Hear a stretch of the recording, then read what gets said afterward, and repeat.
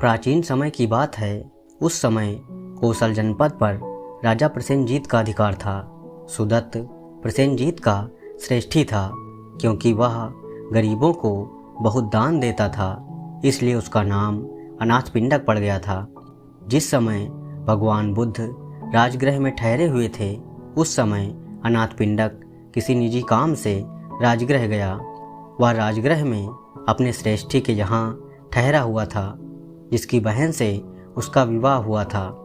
जब वह वहाँ पहुँचा तो उसने देखा कि उसका श्रेष्ठी भिक्षु संघ तथा भगवान बुद्ध को भोजन कराने के लिए इतनी बड़ी तैयारी करा रहा है। तो उसने सोचा कि या तो किसी विवाह की तैयारी हो रही है या किसी राजा को निमंत्रण दिया गया है।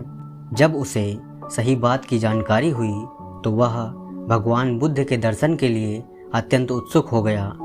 वह उसी रात भगवान बुद्ध के दर्शन के लिए निकल पड़ा। तथागत बुद्ध ने अनाथपिंडक की हृदय की निर्मलता को तुरंत भांप लिया। उन्होंने उसका सांत्वना भरे शब्दों में स्वागत किया। अपने आसन पर बैठकर अनाथपिंडक ने भगवान बुद्ध से कुछ उपदेश सुनने की इच्छा प्रकट की। तथागत ने उसकी इच्छा पूर्ति करने के लिए एक प्रश्न से आरंभ किया। तथागत ने कहा, कौन है जो हमारा निर्माण करता है और हमें जैसे चाहता है वैसे चलाता है? क्या वह कोई ईश्वर है, कोई सृष्टिकर्ता है? यदि ईश्वर निर्माण करता है तो सभी वस्तुओं को चुपचाप केवल उसकी इच्छा के अधीन चलना होगा। वे कुम्हार के बनाए हुए बर्तनों के समान होंगे। यदि यह संसार ईश्वर द्वारा निर्मित होता तो उसमें दुख, आपत्तियाँ और पाप कैसे होते? क्योंकि पवित्र अपवित्र दोनों का तो रचयिता उसी को मानना होगा। यदि दुख, आपत्तियों और पाप का मूल स्रोत ईश्वर को ना माना जाए तो उससे भिन्न और उससे स्वतंत्र एक दूसरा कारण स्वीकार करना होगा। तब ईश्वर सर्वशक्तिमान नहीं रहेगा। इस प्रकार तुमने देखा कि ईश्वर के विचार की ही जड़ खुद गई। तथागत ने आगे कहा, तो फिर क्या ब्रह्मा से सृष्टि की उत्पत्ति हुई? ब्रह्मा भी सृष्टि का निर्माता नहीं हो सकता। जिस प्रकार बीज में से पौधे की उत्पत्ति होती है, उसी प्रकार सभी चीज़ों की उत्पत्ति होती है। तो फिर एक ही ब्रह्म से सभी चीज़ें कैसे उत्पन्न हो सकती हैं? यह भी कहा जाता है कि आत्मा से ही सृष्टि की उत्पत्ति हुई है। यदि आत्मा ही निर्माता है तो उसने सभी वस्तुओं को वांछनीय रूप क्यों नहीं दिया? सुख दुख वास्तविक सत्य हैं और उनका बाह्य अस्तित्व है। वह आत्मा की कृति कैसे हो सकते हैं? तथागत ने आगे कहा, यदि तुम यह मान लो कि ना कहीं कोई सृष्टिकर्ता है और ना कहीं कोई हेतु प्रत्यय है, तो फिर जीवन में जो साधना की जाती है, जो साधनों तथा साध्य का मेल बिठाने का प्रयत्न किया जाता है, उस सब का कोई प्रयोजन नहीं होगा। इसलिए हमारा कहना है कि जो भी चीज़ें अस्तित्व में आती हैं वे सब सहेतुक होती हैं। ना वे ईश्वर द्वारा निर्मित होती हैं, ना ब्रह्म द्वारा, ना आत्मा द्वारा और ना बिना हेतु के यूं ही अस्तित्व में आती हैं। हमारे अपने कर्म ही हैं जो अच्छे बुरे परिणामों को जन्म देते हैं। इसलिए हम ईश्वर और उससे प्रार्थना करने संबंधी मिथ्या धारणाओं का त्याग करें। हम व्यर्थ की सूक्ष्म काल्पनिक उड़ानों में न उलझे रहें। हम आत्मा और आत्मार्थ से मुक्त हों, क्योंकि सभी चीज़ें सहेतुक हैं। इसलिए हम अच्छे कर्म करें ताकि उनका परिणाम भी अच्छा हो।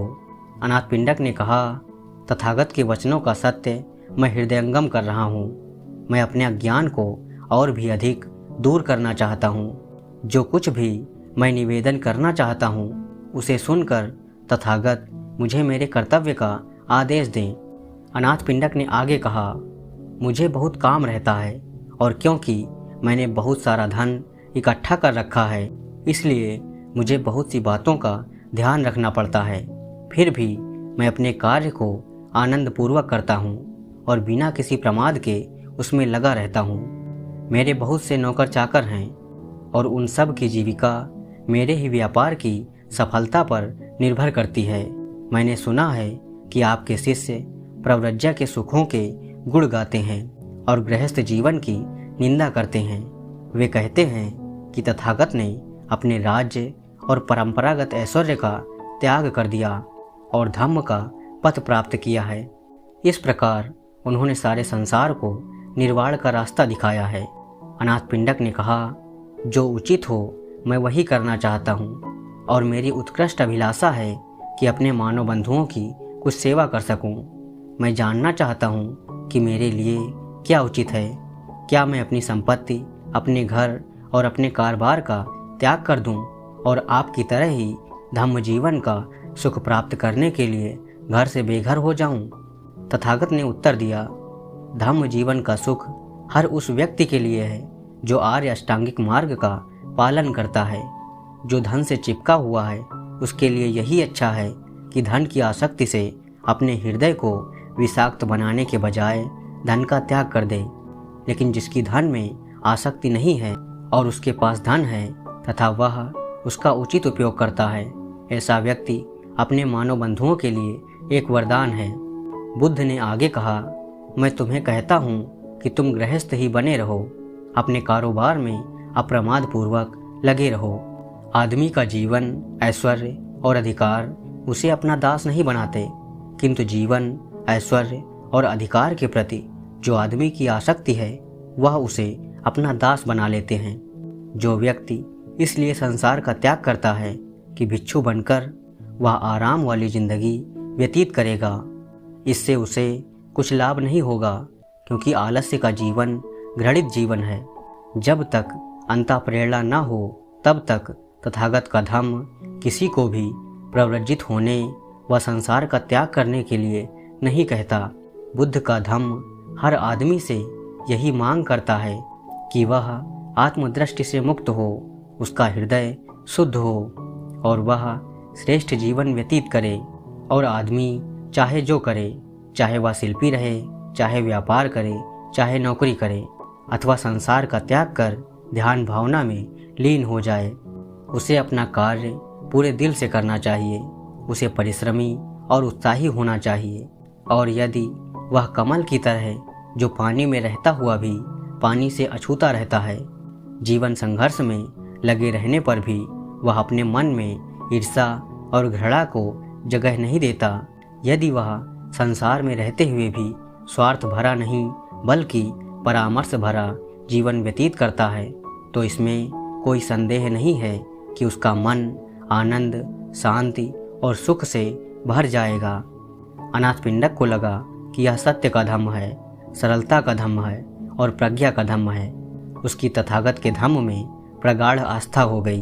वह तथागत के चरणों में नतमस्तक हुआ और प्रार्थना की कि उसे प्राण रहने तक शरणागत उपासक जाने।